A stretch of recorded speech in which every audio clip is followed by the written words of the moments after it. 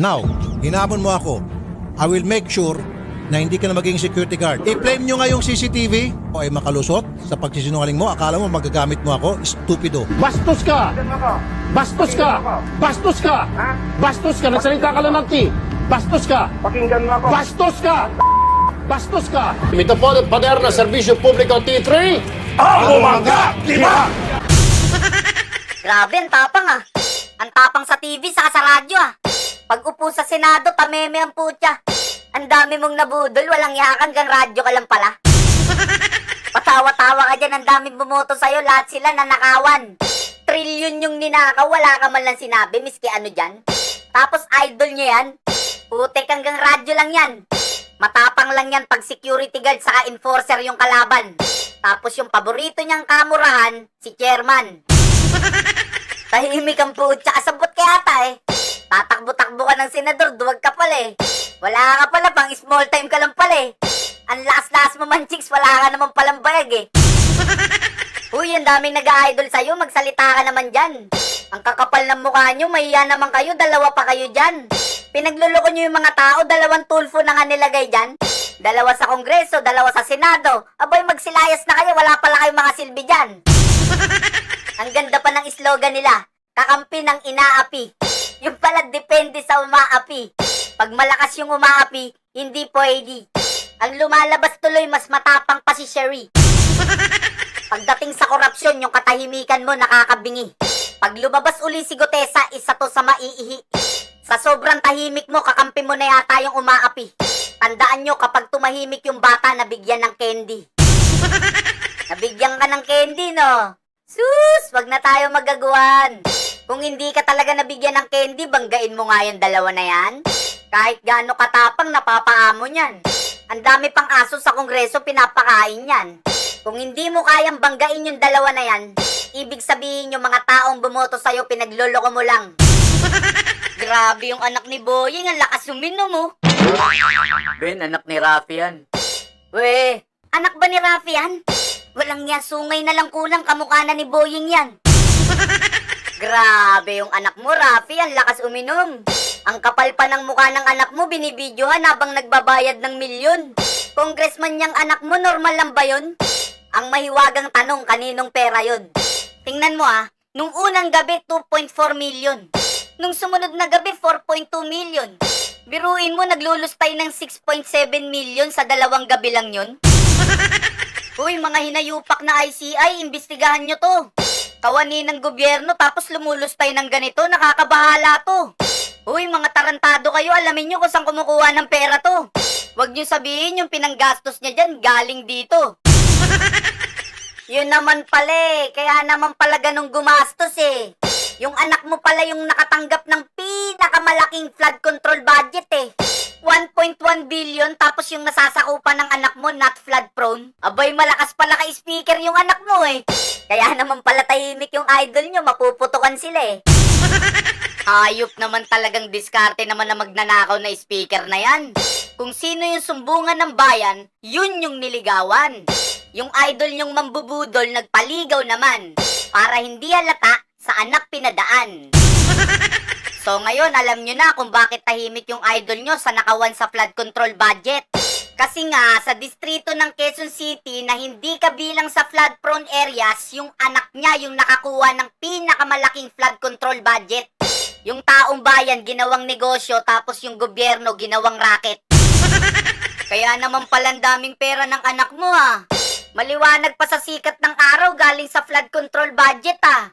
Ibig sabihin yung pinanlaklak ng anak mo galing sa taong bayan na pera. Tapos ang kapal ng mukha, nag-table pa. Ibig sabihin taong bayan din nagbayad ng ka-table niya. Grabe naman kayo mga tulfo, ang gagarapal nyo naman. Biruin mo $42,000 saka $73,000, dalawang gabi lang yan. Di ba 200 yung attorney nyo? Tanong nyo nga kung normal yan. Dalawang senador, dalawang congressman, tapos gumagastos ng ganyang kalaki isang gabi lang. Uy Rafi, saan kumukuha ng pera yung anak mo? Pag hindi tumigil yung anak mo, susumbong ko yan kay Tulfo? Walang niya, kanino ko susumbong to? Kay Browner. Eh di nagtaka na naman to.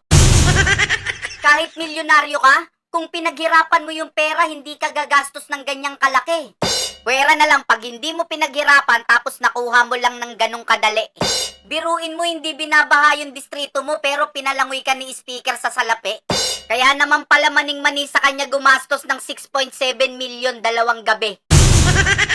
O ngayon, alam nyo na kung paano patahimikin yung mga tulfo na yan. Yung nakawan sa flood control, hindi na magsasalita yan. Kasi pag nagsalita yan, sasabit yung mga yan. Huling-huli ni speaker yung kiliti ng mga yan.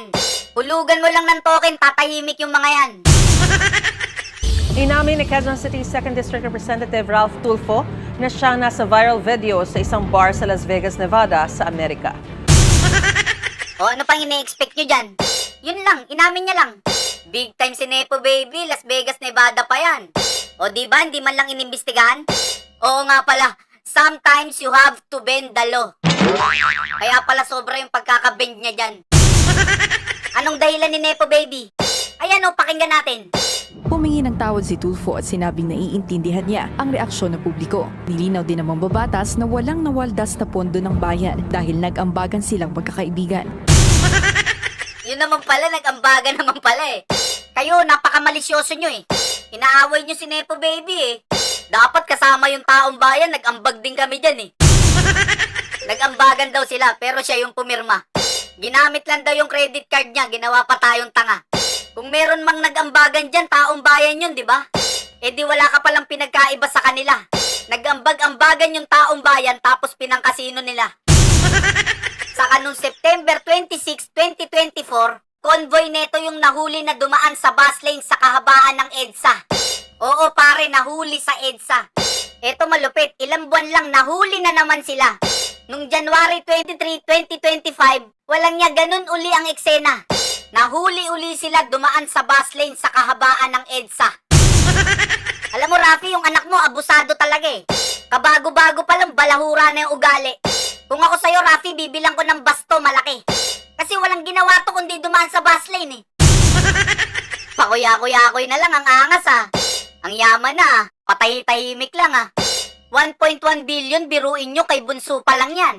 Partida yung distrito niya hindi pa binabahayan. Wala pa yung kay Erwin, kay Jocelyn, saka kay Rafi dyan. Abangan nyo yung mukha na yan, tatakbo daw ng presidente yan. Hindi nyo ba alam siya ang napipisil ng 3 magnanakaw na yan? Siyempre, para sa 2028, absuelto yung 3 na yan. Para hindi sila mabitay, yung pag-asa nila si Tulfo na lang. Kaya si Tulfo yung tagapagligtas ng mga tiwali dyan. Hoy, idol nila. Anong masasabi mo kay Bongbong Tanga? Well, of course, babanggitin ni PBBM yung kanyang mga accomplishment and sa nakikita ko, marami na siya nagawa.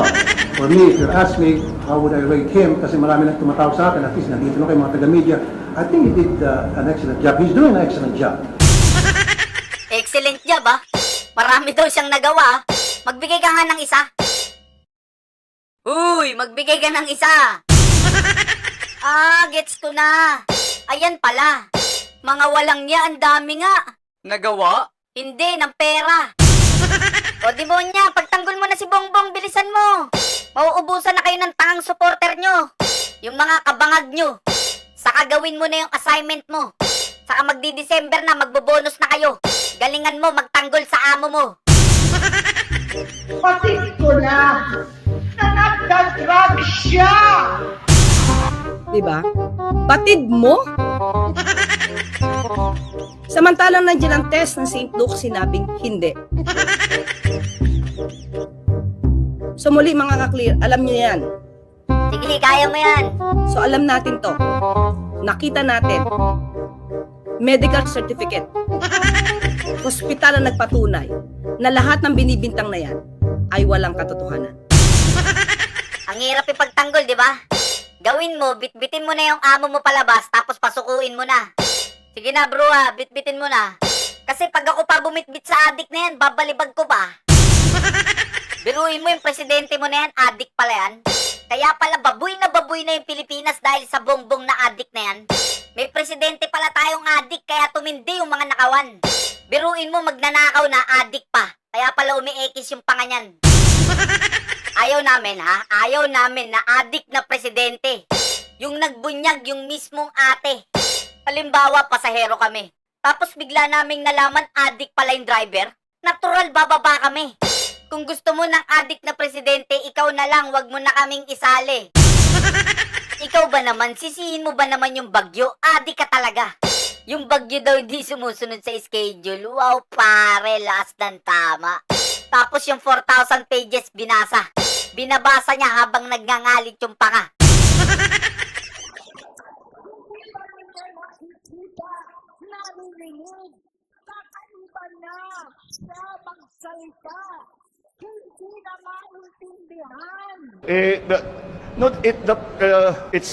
There's a hindi of the way that people do as much as they can.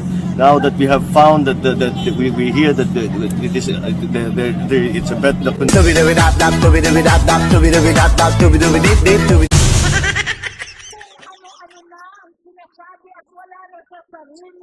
Titiyakin natin na ang DepEd na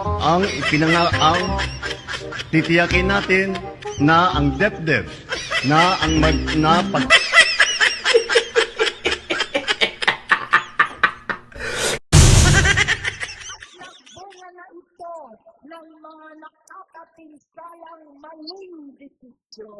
Imbis na bumaha tuwing tag-ulan, ang gagawin natin ay iipunin natin ang tubig para mapakinabangan sa panahon ng tagtuyot.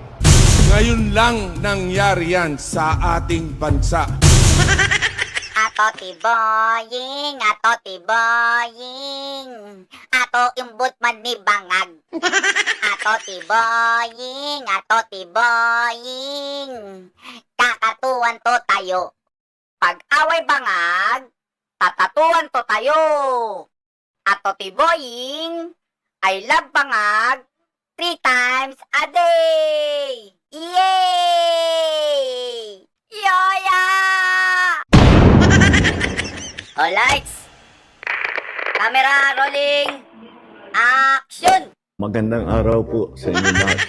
Muli po ako magre-report sa inyo tungkol sa mga iba't ibang development doon sa mga flood control project na kaso at para malaman po ng ating minamahal na taong bayan.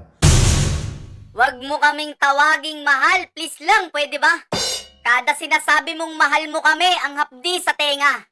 Wala kayong minahal kundi pera, pera, pera. Kung talagang mahal mo yung taong bayan, magre-resign ka. Mahal, mukha mo, baliko. Ang alam ko lang mahal, bigas, gasolina sa kameral ko. Kung talagang mahal mo yung taong bayan, ipapadrag test mo yung sarili mo. Isipin mo, nagpapatakbo ka ng Pilipinas tapos nasa impluensya ka ng drugs. Nilalagay mo kami sa alanganin. Sa pagdadrive nga lang ng sasakyan, may batas ng dapat sundin. Republic Act number 10586, Anti-Drunk and Drug Driving Act of 2013. Ang nagmamaneho ng nakainom o nakadrugs ay pinagbabawal ng batas. Isipin mo, nagmamaneho pa lang ng sasakyan yan, wala nang ligtas. Eh ikaw minamaneho mo, Pilipinas. DUI yan, driving under the influence ka. Namimiligro sa'yo yung Pilipinas, magpa-hair follicle test ka. Hindi yung ipapakita ng baby loves mo, bukod sa dinoktor na nga, 2021 pa. Bakit sobra magtanggol sa'yo to? Ano ba kayo, magjowa?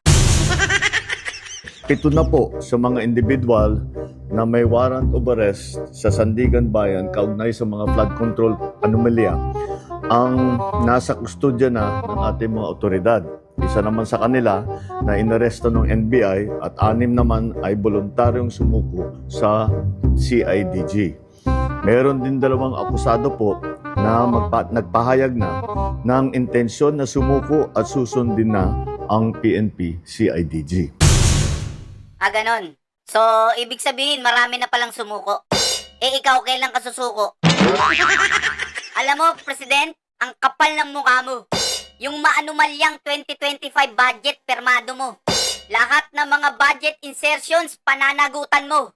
Kaya ikaw ang dapat unang sumuko. Tapos yung nababagay sa inyo, firing squad. Tapos kanyon yung gagamitin sa inyo. Kulang pa ng 2, 3 sila eh. Yung isa pong nahuli ng NBI, natagpuan doon hindi sa kanyang sariling tirahan. Kaya't mananagot din yung mga nagtatago sa kanila. At kaya't sinasabi natin, yung mga may balak na tulungan itong mga ito, ay ang pinakamalaking tulong na ibigay ninyo sa kanila ay mag-surrender na sila. At para makasagot na sila dito sa mga aligasyon na hinaharap nila. Talagang mananagot kayo sa taong bayan. Sa lahat ng ginawa niyong panloloko, pagtataksil, pagnanakaw sa kaban ng bayan. 1.7 trillion, ha? 1.7 trillion sa flood control pa lang yan. Wala pa yung farm to market road dyan. Pag sinama pa natin yung mga ibang project, baka yung mga demonyo sa impyerno magpalakpakan. Yung mga budget nila sa tulay, sa kalsada, partida, hindi pa kasama. Isipin nyo, flood control pa lang yan, malulula ka na. Yung 241 billion illegal insertion sa national budget, inaprubahan niya. Yung 2025 General Appropriations Act, pirmado mo, mastermind ka. Ano logic dun? Walang saldi ko kung walang Martin Romualdez, walang Martin Romualdez kung wala ka. Wala pong mga special treatment itong mga ito. Mananatili sila sa kustudya ng NBI habang inaantay ang utos ng korte. Muli, sa 3 warrant at 16 na pangalan, 7 na ang hawak ng ating otoridad. 2 susuko nun. 7 ang mananatiling at large at kasama na dyan si Saldico. Sa lahat ng natitirang akusado, ang aking payo sa inyo ay sumuko na kayo. Huwag nyo nang antayin na habul-habulin pa kayo. Ang kapal ng mukha mo, sumuko ka na. Pinapauwi ka na ng ate mo, sumunod ka na. Hindi na namin kaya ng 3 years pa. Yung mga nakawan kasi sa gobyerno, sobra na. Yung isusubo na lang namin, isusubo pa namin sa kanila. Di bali nang magutom yung pamilya namin, mabusog lang sila. Ganon ba yon? Ang kakapal ng muka. Kaya wag tayong manahimik, karapatan nating magsalita. Yung mga hinanakit sa dibdib natin, kailangan na nating ibuga. Karapatan namin yon, baka nakawin nyo pa. Baka nakakalimutan nyo kami yung ninakawan. Nasa amin ngayon yung karapatan. Magalit, magreklamo, manawagan. Sinisigurado ko lang kasi baliktad na ngayon yung biktima na yung kinakasuhan. Biruin mo, may alipunga ka, nakakasuhan ka pa. Lubog ka na sa baha, nakawang ka pa. Tapos umutang sila sa World Bank, tapos wala kang napala. Wala ka na ngang napala, magbabayad ka pa. May utang ka na sa tindahan, may utang ka sa Bombay, tapos may utang ka pa sa World Bank. Di ba ang saya? Matatawa ka na lang sa inis eh. Wala na nga tayong napala sa inutang eh. Yung tax balak pang taasan eh. Yung laman ng utak nyo, puro pera na eh. Yung taong bayan, ginawa nyo ng ATM eh. Pirma kayo ng pirma ng budget, wala naman kaming napapala eh. Ang napala lang namin, alipunga eh. Biruin nyo, trilyon ang ninakaw kahit sino manggagalaiti. Ang hinihingi ng taong bayan, justice saka accountability. Kung gusto nyo ng peace, magpakita kayo ng transparency. Hindi yung nagtatakipang kayo tapos gagawin nyo pang witness yung pinaka-guilty. Yung nakawan sa gobyerno ngayon, garapala na. Kung yung kay Janet Napoles 10 billion, ngayon trilyon na. Nung unang pagputok ni Napoles, gulat na gulat yung bansa. Pero ngayon, sa tindi ng nakawan si Janet Napoles, naging amateur na. Biruin nyo yung dating big time, naging small time na. Hindi lang pala cellphone yung nag-upgrade, pati nakawan sa gobyerno, upgraded na. Bakit ba utang kayo ng utang, wala namang project? Wala namang pandemic, pero ang lalaki ng budget. Niloloko nyo yung mga tao tapos puro ghost project. Yung pangungutang sa World Bank, ginawa nyo ng racket. Isipin nyo umutang tayo sa World Bank tapos ninakaw nila. Nag-travel sila, nag-enjoy sila, umutang na, ninakaw pa, sangka pa. Ano na pala ng taong bayan? Baha. Sino magbabayad ng inutang? Tayo pa. Sino nagpasarap? Sila. Biruin mo, magbabayad tayo ng inutang pero wala tayong napala. Kasi nga walang project, walang ginawa. Baka naman meron, Ben. Akala mo lang meron pero wala. Wala. Wala! Mas maganda para sa sitwasyon ninyo na sumuko na kayo para maganda ang inyong pagsagot sa mga aligasyon na dinala kontra sa inyo. Sa mga nagtatangkad tumulong sa pagtatago, tandaan ninyo na kahit papano mananagot din kayo kung kayo ay nagtatago ng isang fugitive from justice. Tulad ng babaeng to, ha? Nang babaeng to, pinagtatanggol pa to. Ang kapal mo din. Kaya pala hindi matapik-tapik sa vlog niya si Martin? Oo nga pala, bakit hindi mo matapik-tapik yung magnanakaw na si Martin? Sino ba talaga jowa mo sa dalawa, si Martin o si BBM? Alam mo, Claire, ang bababoy nyo na. Tapos yung Malacanang nakakadiri na. May ahas, may buhaya, may palaka. Konti na lang yung Manila Zoo, matatalbugan nyo na. Saka Claire, may tatanong ako sa'yo. Kamag-anak mo ba tong bangkay na to? Kasi Castro din to eh. Alay, dumilat. Gumagalaw pa pala. Kala ko model ng St. Peter eh. Ano ba to? Tiyahin mo, nanay mo, o lola mo? Kasi bukod sa magkamukha na kayo, magkaugali pa kayo. Alam mo Claire, maputi ka lang. Pero pag pinaputi mo to, magkamukha talaga kayo. Ito yung finished product ko, tinan mo. Hindi kita malilimutan.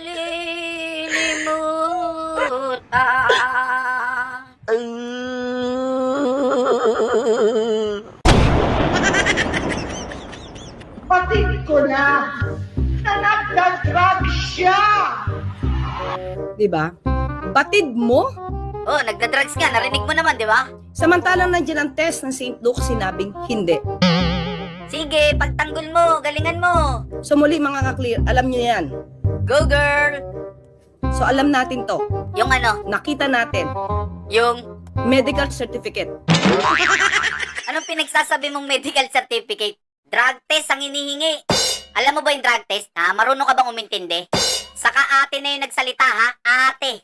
Ate ka ba ha? Kung jowa ka lang, wag kang makisali.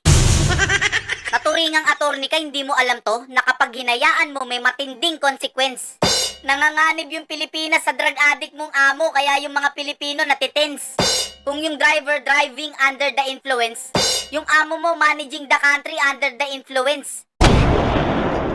Ang Republic Act No. 10586 na kinilala rin bilang Anti-Drunk and Drug Driving Act of 2013 ay isang batas na dinisenyo upang ipagbawal at parusahan ang mga taong nagmamaneho habang nasa impluwensya ng alak, mapanganib na droga at iba pang mga katulad na substansya. Napakalinaw, di ba? Pagmamaneho pa lang ng lasing yan, pinagbabawal na. How much more nasa impluwensya ka ng droga tapos nagmamanage ka ng bansa? Naturingang attorney ka, hindi mo alam yun? Hindi ka na nahiya. May relasyon ba kayo? Medical certificate.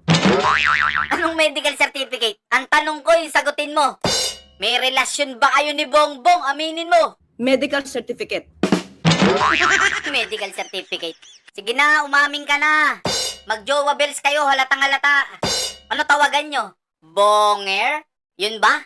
Bukod sa nakakadiri ang sagwa, maganda pa yung Bong Lisa. Pag pinaikli mo, Bogsa. Saka ilan ba kayong tagapagsalita ng palasyo? Ikaw, si Lacson, si Tito. Alam mo, naguguluhan na talaga kami. Sino ba talaga sa inyo? Kasi tingnan mo si Lacson, panoorin mo. Sa akin, I can only speak for myself. Mas nakaramdaman ako ng awa kay President Bongbong Marcos.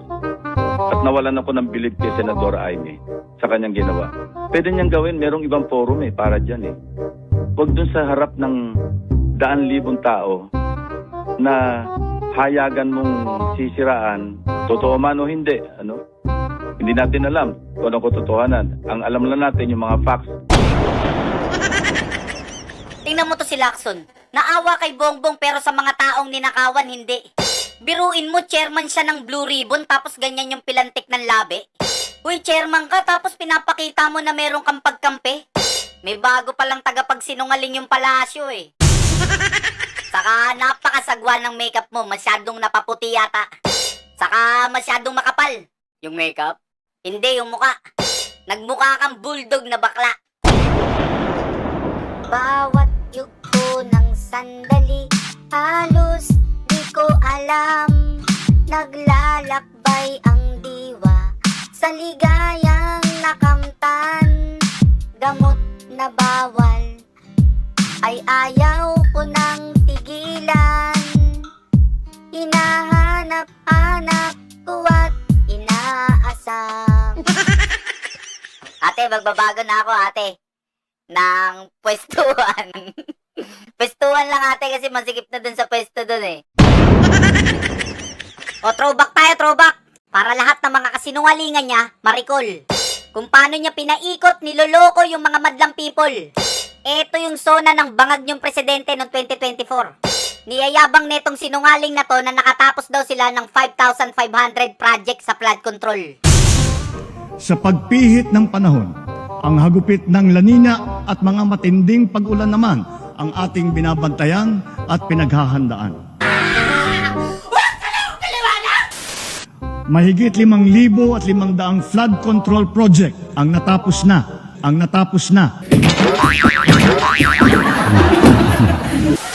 At marami pang iba ang kasalukuyang ginagawa sa buong bansa. Sinungaling!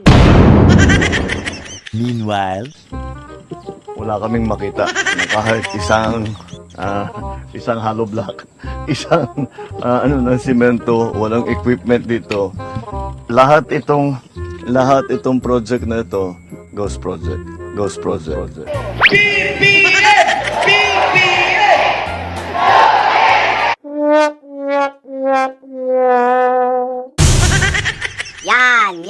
Yan tayo eh. Inuna kasi yung yabang eh. Nagyabang muna bago verify eh.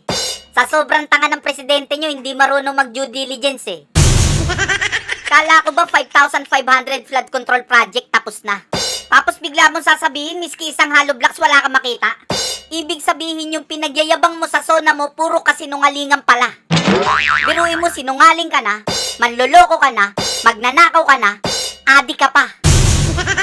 Ang sabihin mo, 5,500 kayong naghati-hati sa insertion sa kasatong pots.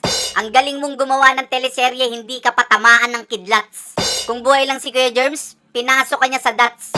Sa sobrang galing mong mag-entertain, pati si Tito Soto na pakindats. Dito na nga, school bukol. Humingi po siya. Humingi po. Doon po sa may project. Konting aral lang, konting bulakbol. Lang nga naman, Tito, sino ba kinikindatan mo ha? Si Bryce o si Alcantara? Teka, bading ka ba? Ang kapal-kapal ng bigote mo, landi mo, susumbong kita kay Helen Gamboa. Buong bansa nagkakagulo na dahil sa adik na amo nila. 1 trilyon kinukubra. Buong bansa ay bumaha. Sina Tito Ping at Martin, si Saldi ay napaamin. Silang lahat ay kumukubra ng pera sa ating bayan. Mahigit 5,500 flood control project ang natapos na. Lahat itong project na ito, ghost project. Anak ka ng pu. Anak ka ng pu. Nakita nyo? Sa bibig niya mismo nagmula yung 5,500 project. Tapos niyabang niya pa. After 1 year, ghost project pala, tapos siya rin nag-imbestiga. Tapos yung mga kinulong, putragis mga hindi pa kilala. Kung sino-sino pinagdadampot para maging scapegoat nila. Yung mga palusot nyo, masyadong halata. Yung mga pinagkukulong nyo, kayo lang nakakakilala. Yung maniniwala lang dyan kung hindi bayad, tanga. Alam nyo nang nuknukan na bobo yung mga supporter nyo, tinatanga nyo pa. Gusto na naman tayong pasakayin sa Chubibo na sila mismo yung gumawa. Lahat ng mga pangalan na kinanta sa Senate hearing, wala dyan. Mga di marunong umarte yung mga ekstrang pinagkukuha nyo kung ano mang pelikula yan. Siguro mga tigi-isang maleta rin yung talent fee nyan. Tapos yung perang ginamit sa pelikula na yan, pera ng taong bayan. Siguro napakalaki din ng kinita kung sino man nag-direct nyan. Isipin nyo yung sarili niyang gobyerno pinapaimbestigahan niya. Yung magnanakaw, siya. Yung nagpapaimbestiga, siya. Yung ICI, sa kanya. Pati ombudsman, bata niya. Sometimes, you have to bend the law. Gago! Am I right, Secretary Remulla? Am I right, Secretary Remulla? Yes, sir. Langya talaga. Saan nyo pinaglalagay yung utak nyo? Di ba mambabatas kayo? Bakit bendalo? Di ba dapat no one is above the law? Bakit kayo pa mismo ang babaluktot ng batas nyo? Ano yun, batas ko, baluktot ko? Kung ganun lang din, edi lahat ng kinulong nyo, palayain nyo. Para magrambulan tayo rito. Wala na talaga, baboy na talaga yung bansa na to. Paano mga baboy din yung mga nakaupo? Sino ba kasing bumoto rito? Biruin mo, babaliin mo yung batas kung di ka ba naman bobo minuminuto? Pansinin mo yung nasa likod mo, gulat na gulat, buti hindi ka tinadyakan. Hiyang-hiya sa mga sinabi mo, putik, napapapikit na lang. Alam mo yung dapat asikasuhin mo? Ang asikasuhin mo yung utol mo, si Viva Man. Tirador ng Viva Max, nagpapaulan ng tip gamit pera ng bayan. Endorser ng Robas, ang lakas bumembang.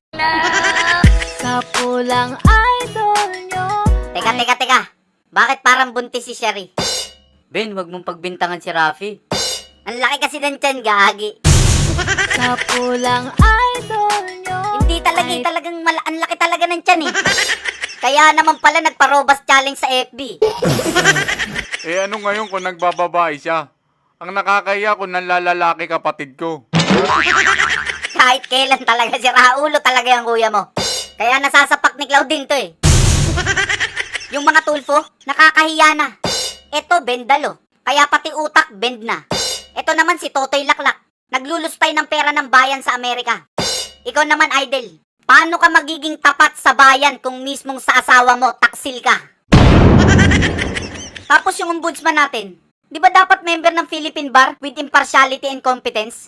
Saka may legal or judicial 10 years experience. Eh yung ginawa niyong ombudsman mukhang takas ng bilibid na may 10 years sentence. Saka lahat ng traits ng pagiging ombudsman wala sa kanya. Iisa-isayin ko sa'yo, makinig ka. Yung una, high integrity, wala ka na. Pag sang-ayon mo palang sa gunggong na to, bagsak ka na. Pangalawa, independent, wala sa hilat siya ng muka. Paano ka magiging independent kung paaso-aso ka? Pangatlo, competent, lalong wala ka. Kung impotent, pwede pa. Paano ka magiging competent? Tanong petsa na wala ka pang nahuhuling malaking isda. Oo nga pala. Paano nga naman niya huhulihin kung yung mismong malaking isda yung boss niya? Eto matindi, sobrang tatalino. Sa sobrang talino ng mga bata mo, alam nang nasa ibang bansa si Saldico, pinuntahan pa rin sa kondo. Yung katalinuhan nila, nakabidyo. Pilit kinakatok, pilit pinapalabas si Saldico. Para daw mag-serve ng warrant, kaso mukhang wala daw tao. Hindi lalabas si Saldi dyan kahit wasakin nyo yung pinto. Aba, sumili pa, hindi pa nakontento sa katok. Wala nga si Saldi dyan, nasa ibang bansa, nagtitiktok. Alam mo ba, mahal mo na. Wala tayong magagawa, mahal mo na. Ba't adan? Ba't adan? Mapunta naman tayo sa PCIJ. Dito pa lang sa inilabas ng PCIJ, makikita mo na kung sino ang dalawang pinakamalaking buhaya sa Kongreso. Yung dalawang distritong nakatanggap ng Lion Share o kung tawagin nila, espesyal na pondo. Ang pangalawa sa listahan, sa Leyte, unang distrito. Nasasakupan ni Martin Romualdez alias Tambaluslos, yung pinsan ng Pangulo. 14.4 billion yung allocable ng demonyo. Saka kanino mo isusumbong yan, laging kasama ni Tulfo. At yung nangunguna sa listahan, Ilocos Norte, unang distrito. Miyembro ng First Family, Sandro Marcos, anak ng Pangulo. 15.8 billion yung allocable ng Batang Demonyo. Batang-bata, bagong hasa, pinakabatang miyembro ng sindikato. Eto nakakapagtaka. Mas malaki ang pondo ng distrito ni Sandro kaysa sa ibang distrito na may milyong-milyong residente. Alam nyo ba kung ilan ang populasyon ng distrito ng Ilocos Norte? 300,000 lang pare. Pero si Sandro yung pinakamalaking pondo, ibang klase. Huwag ka na magtaka, siyempre anak ng presidente. Kaya kailangan mas malaki. Mula lolo hanggang tatay magnanakaw pare. Pansin nyo yung mga ninakaw? Palaki ng palaki. Kaya nga ito bata pa lang tinuturuan ng maging tirador ng Ilocos Norte. Yung political career nyo matatapos na kay Sandro. Biruin mo magnanakaw yung Pangulo. Yung pinsan yung anak ultimo lolo. Itaga nyo sa bato kahit kailan hindi na kayo mananalo. Parang Trillanes lang yan kahit tumakbo ng barangay tanod talo. Alam nyo ba yung allocables ngayon? Tinuturing na DPWH pork barrel. Kasi nga nakapaloob yan sa president budget. Kaya tingnan mo yung kongreso tahimik, hindi nila matakil. Kasi nga yung unang-unang tatamaan yung Pangulo, habang yung mga tao nag-i-struggle. Kaya nga yung PCIJ binansagan tong dalawa na to, mga hari ng pork barrel. Di ba ginawa ng unconstitutional yan? Ang kapal talaga ng mga mukha nito, yung pork barrel, labag na sa konstitusyon yan. Di ba, Ale, yung mga kasakiman nyo, may hangganan din yan. Kaya kung nasa taas kayo ngayon, karumal-dumal yung lagapak niyan. Tandaan nyo yung tadhana parang Bombay pag naningil ng kasalanan. Malaki interes niyan. Sa akin ang pondong ito! Hindi! Kay Bongbong! Mga animal, huwag na kayong mag-away. Sa atin ang pondong yan. Kasama yung bago nating member, si Sandro. Bagong trainee ko yan. Tuturuan nating maging dalubhasa yan. Eto, tatandaan nyo mga bata. Hindi na tayo bababa sa pwesto. O ano pang tinatanga nyo? Ilabas ang maleta. The Supreme Court, through the ponentia of Associate Justice Amy C.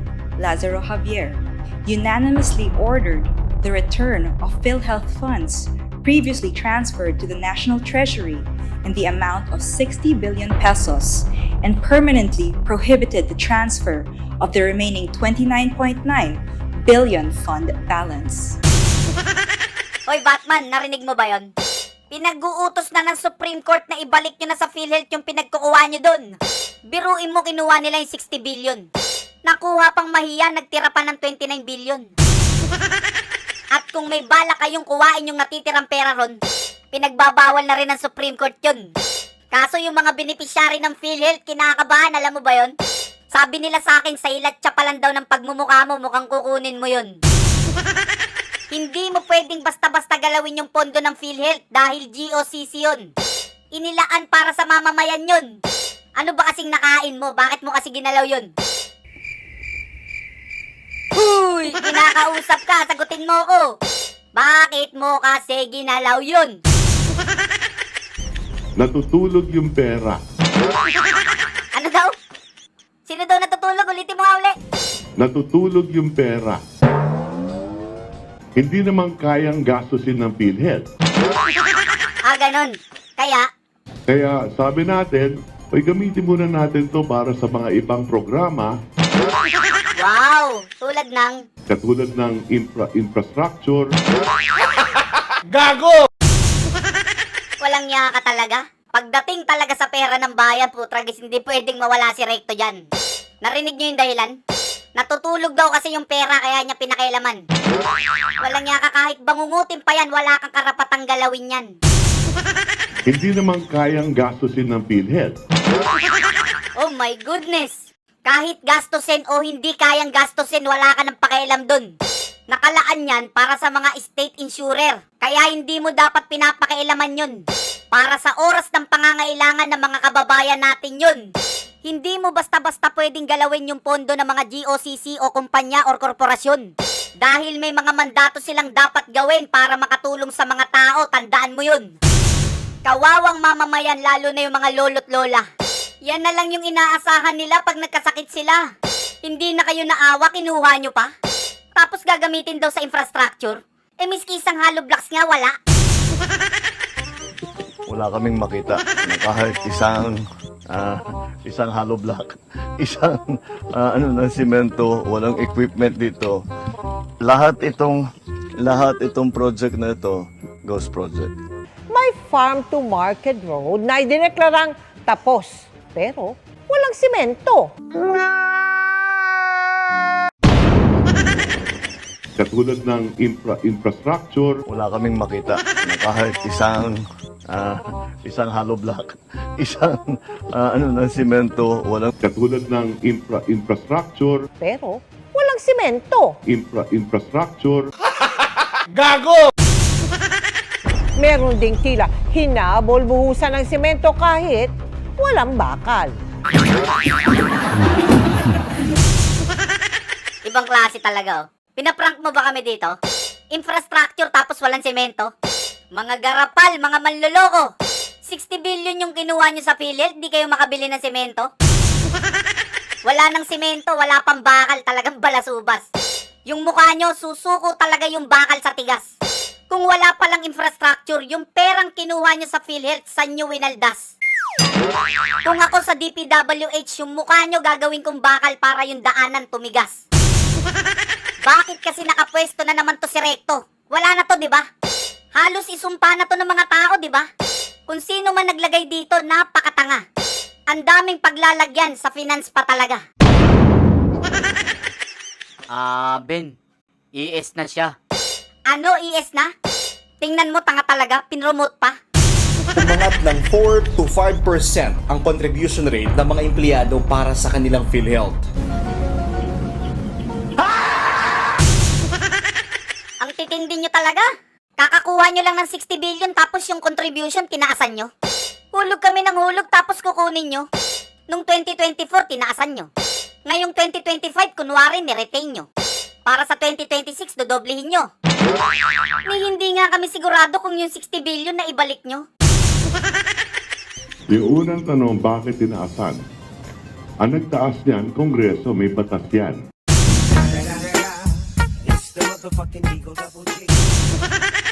O, narinig mo? Tinuturo ka ng aso mo, paano ba yan? Taas kayo ng taas ng contribution, kinukuha nyo naman yung laman. Yung contribution sa PhilHealth, tinaasan. Ultimo tax, tataasan. Taas kayo ng taas, ano bang purpose niyan? Ang purpose niyan ay makatulong sa ating mga kababayan na mabawasan yung out-of-pocket expenses. Narinig niyo yung sinabi niya? Para daw makatulong, yun daw yung purpose niya. Hindi ka nakakatulong, nakakaperwisyo ka. Kung sino mang demonyong nagpasok sa'yo dyan, adik talaga. Yung unang tanong, bakit tinaasan? Ang nagtaas niyan, Kongreso, may batas yan. Huli. Si speaker na naman, magaling, magaling. Ben, hindi na siya speaker, Ben. Siya pa rin yung speaker, maniwala ka sa akin. Sa Kongreso, yung salita niya, batas pa rin. Majority sa Kongreso, mga bata niya rin. Kaya nga tahimik yung Kongreso, hindi mo napapansin. Etong si Boji D, huwag mong pansinin yan, dami lang yan. Walang kwenta yan, napag-utusan lang yan. Parang si Tito yan, papit lang din yan. Huwag kayong mag-alala, pag nag-birthday uli si Cara David, mag-wish uli yan. Birthday to you. Ano ba ang picture? Happy birthday to you. Happy birthday, happy birthday, happy birthday, Cara. Yay! Oh, wish, wish. Wish. Wish. Sana mamatay lahat ng kurakot sa Pilipinas. Pumanaw na sa edad na 78 si Antipolo 2nd District Representative Romeo Acop. Natukoy na sa autopsy ang sanhi ng pagkamatay ni dating DPWH Undersecretary Catalina Cabral. Grabe ka naman, Cara. Grabe naman yung wish mo, dalawa agad yung nawala. Nag-birthday ka ng September, di ba? October, November, December. 3 buwan lang yung lumipas, dalawa na yung nawala. Alam mo, sa lahat ng nagbe-birthday, sa'yo yung nakakakaba. Ang tanong, sinong susunod sa kanila? Ilan na lang ba sila? Lang yan, dami pa. Ang dami pa pala, Cara eh. Wala pa dyan yung Senado, wala pa yung Malacanang. Dapat nirekta mo na eh. Saka dapat nung nag-wish ka, pinangalanan mo na eh. Saka hindi ba pwedeng bilis-bilisan natin? Kasi baka maubos na yung kaban eh. Sabi ko sa inyo, tadhana ang maniningil sa kanila. Paano yung kaban ng bayan, garapala nilang ginagahasa? Sa history ng Pilipinas, itong gobyerno na to ang pinakasalaula. Walang ibang nakikinabang kundi sila. Ultimo si Tulfo, napapatahimik nila. Wala pa nga silang nahuhuling malaking isda, yung tax tataasan pa nila. Tataasan daw nila yung tax para daw sa kalusugan natin. Ginawa pa tayong tanga. That amount, dear colleagues, is 106.95 billion. Earmarked. Where is that? Where is it? Natutulog yung pera. Hindi naman kayang gastusin ng PhilHealth. Where is it? It's floating with the flood control projects. Now, there were 2 years, wow, nakapasok sa GAA yung earmark ng PCSO and PAGCOR. So, pinasa natin. Guess what? Never na-release. That amount was 21.17 in 2024 and 21.17 in 2023. Never released, but it was in the GAA. That total amount plus the diverted funds, so 129 billion is the sin tax collection that was never The sin tax deficit, 106.95 is the earmark for PCSO and PAGCOR for 2019 to 2025. And then the diverted funds of 60 billion, if you add that all up, it's 296.91 billion, almost. So, 236.91 billion ang kulang, Mr. President. But with 236 billion, that will go far. That will reach the far areas of your barangays. Congressman Pipito, di ba? Sa'yo din, Congressman Abet, sa ating lahat. Ang tanong ko po, Mr. President, kailan po kaya mangyayari na may makukulong at kailan po ito? Palagay ko, hindi palagay ko, alam ko, bago magpasko. Hoy, tapos na yung Pasko, wala pang nakukulong, gunggong ka. Hintay pa naman ng hintay tong mga tanga mong supporter nung Pasko, tapos pinuyat mo lang sila. Ang sabi mo daw sa kanila, sabi mo, may makukulong bago magpasko, yung pala wala. Hindi ka ba nahihiya sa kanila? Nag-promise ka. Alam mo na nga ang mga sandakot na mga tanga tong mga supporter mo, niloloko mo pa. Palagay ko, hindi palagay ko, alam ko, bago magpasko. Bago magpasko ng... Anong year? Uy! Bisit, nakalimutan yung year eh. Kayo naman kasing mga journalist, bakit kayo kumakausap ng adik eh? Ang dami naman pwedeng tanongin dyan, ang dami pwedeng kausapin, adik pa talaga kinausap nyo eh. Alam nyo naman pag adik, wala kayong makukuhang matinong sagot dyan eh. Ang linaw-linaw ng tanong sa kanya, di ba? Ang sagot niya, palagay niya, tapos alam niya. Ibig sabihin, hindi siya sure na sure siya. O hindi siya sure kung sure siya. Ang gulo, di ba? Parang sa sobrang tanga mo, hindi mo alam na tanga ka. Bago magpasko. Huwag nyo nang lokohin yung mga tao. Gusto mong may makulong? Subukan mong bumaba sa pwesto. Sigurado gugulong yung kaso. Walang malaking isdang makukulong hanggat kayo yung nasa pwesto. Gusto nyo ng logical? Nakita nyo yung journalist, di ba? Yung tinatanong niya, yun yung kriminal. Kung may makukulong ba daw, tinanong yung kriminal. Bago daw magpasko, sagot ng kriminal. Inaapi at sinasaktan si Bongbong. Walang nga talagang buhay to. Kami pa talaga nang-aapi ah. Si Bongbong pa talaga nasaktan ah. Oy, trilyon ha, trilyon yung ninakaw sa taong bayan ha. Lahat ng Pilipino dito yung biktima. Anong inaapi yung pinagsasabi mo ha? Kalmado at mahinahon si Bongbong. Anong kalmado? Baka kargado. Saka anong mahinahon? Galaw nga ng galaw yung panganyan, anong mahinahon doon? Dapat kargado at lakas tama si Bongbong. Ganun. Hoy, yung nagtatanggol lang kay Bongbong, kung hindi bayad, batak. Yung pagnanakaw, matagal na nilang tatak. Yung kulay ng budhi nila mas maitim pa sa uwak. Kanta ka ng kanta, hindi mo ginamitan ng utak. Ben, mga nabudol din yan. Ngayon may bago silang kanta. Ano title? Nagbago sila. Nagbago sila? Paranig nga. Nagbago sila. May bago ng kulay. Dilawang dala, dilawang galaw ng bagong lipunan. Nagbabago na sila. Dilawan at pula. Nagtatandem na nga bagong lipunan. Ang gabi nagparty ang lahat at inabot pa ng magdamag. Madaling araw nagiinuman yung... Hoy Bongbong, malaki ang pagkakautang mo sa mga tao. Bakit wala pang nakukulong? Magpaliwanag ka, wag ka magtago sa saya neto. Sa lahat ng mga nangyayaring kawalangyaan sa gobyerno, ang may responsibilidad, Pangulo. Yung General Appropriations Act, sinalaulan ng Kongreso. Biruin nyo, sa laki ng budget, wala man lang napala yung mga tao. Yung 2026 budget, yari na. Habang may anomalya pa, may susunod na budget na naman sila. Easy money, ang kakapal ng muka. May parating na budget na naman sila, tapos wala pang nakukulong. Yun ang masama. Nasa political crisis na tayo ngayon. Sa history ng Pilipinas, ito ang most corrupt administration. Malacanang sangkot sa korupsyon. Senado sangkot sa korupsyon. Kongreso sangkot sa korupsyon. Mga ahensya ng gobyerno sangkot sa korupsyon. Pansinin nyo sila yung magnanakaw, sila din yung mag-iimbestiga. Gagawa sila ng malaking teleserye para mapaniwala ka. Kukuha sila ng mga extra tapos ikukulong nila. Eto namang mga tanga na to, naniwala. Yung pagiging tanga, naging hobby na nila. Sa sobrang tanga nila, yung trust rating ng amo nila naging negative 3 na. Kahit negative 3 na, yung mga tanga na to, bilib na bilib. Sa trust rating daw kasi yung amo nila nag-negative. Pero sa drug test, nag-positive. Uy, Bongbong, ang kapal ng mukha mo, bumaba ka na.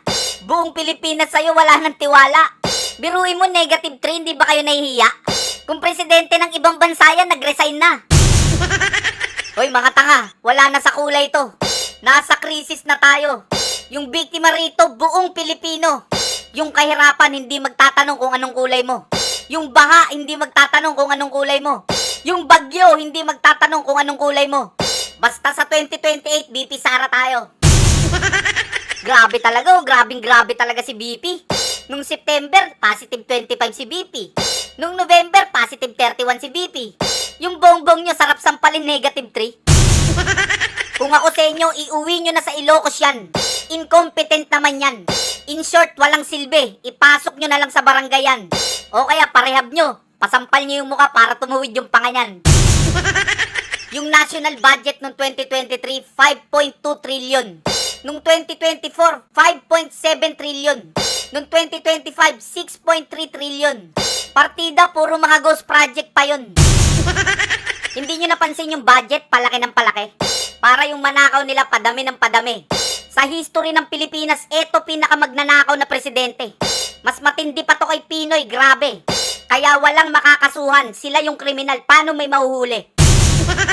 Mula 2023 hanggang 2025 national budget, binaboy nila. Kaya hindi malayong yung 2026 national budget, babuyin din nila. Kung kailang may anomalya, yung 2026 national budget, tinaasan pa nila. Tapos harap-harapan ka ng ninanakawan, I love BBM ka pa. Yung ulo pinatong sa balikat para gamitin, hindi dekorasyon, tanga. Tapos eto yung mga pondo ng top departments, nakakagulantang. 928 billion para sa education, tapos 22 classrooms lang. Tapos 881 billion sa public works, tapos puro ghost project lang. Tapos 320 billion sa public health, tapos kinukuha lang.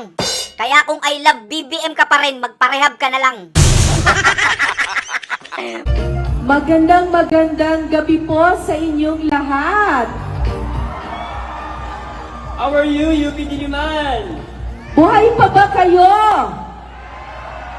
Siyempre buhay kayo kasi hindi kayo kurakot. Mga kurakot lang ang mamamatay. 4 pa lang napapatay ko eh. 4 na ba? Gusto natin mas marami pa, Gian, di ba? Marami kasi din pinapatay yung mga kurakot eh. So, Busy pa ata si kamatayan eh.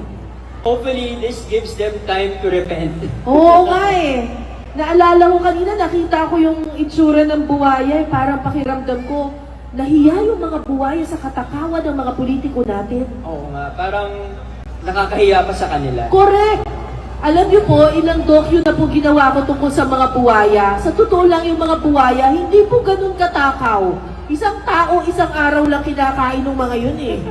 Pero yung mga politiko natin, kakaiba! Oh, yeah. 4 na pala, Kara. Akala ko 2 pa lang eh. Para hindi malito si kamatayan, pangalanan mo na kasi.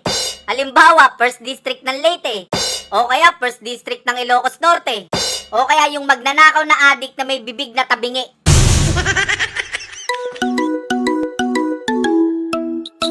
Tatlong magnanakaw akong nakita. Mataba, mapayat magnanakaw. Ngunit itong isa, yung panga sumasayaw. Siya yung leader ng 3 magnanakaw. Magnanakaw, magnanakaw. Siya yung leader galit yata yung mga supporter niyo. Galit kayo, ha? Totoo naman magnanakaw yung amo nyo, ha? Saka adik, ha? Adik, naririnig nyo ko, ha? Adik. Parating nyo yan sa amo nyo, ha?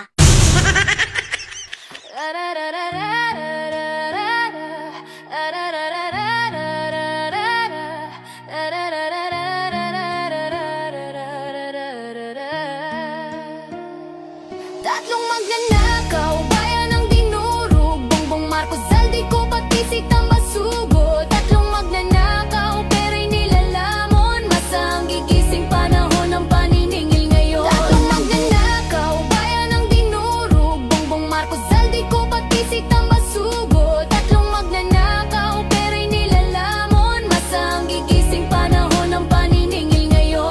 Unang buhay, si Bongbong ang tanga, panggulo na inutil, pera lang ang mahalaga. Tulog sa palasyo, walang alam sa galawan, habang nilulustay ka ba ng bayan. Pangalawang demonyo, kontraktor nagahaman, Zaldi ko proyekto, multo ang tangan, pondo'y binulsa, masay iniwan, ngumingiti pa, parang walang kasalanan. At heto na si Tamba, kapalmuks na buhaya, kasabwat sa korupsyon, hari ng salula, sa kongreso nakaupo, parang hari ng pera, pero masay babangon, sisipain ang sistema. Tatlong magnanakaw,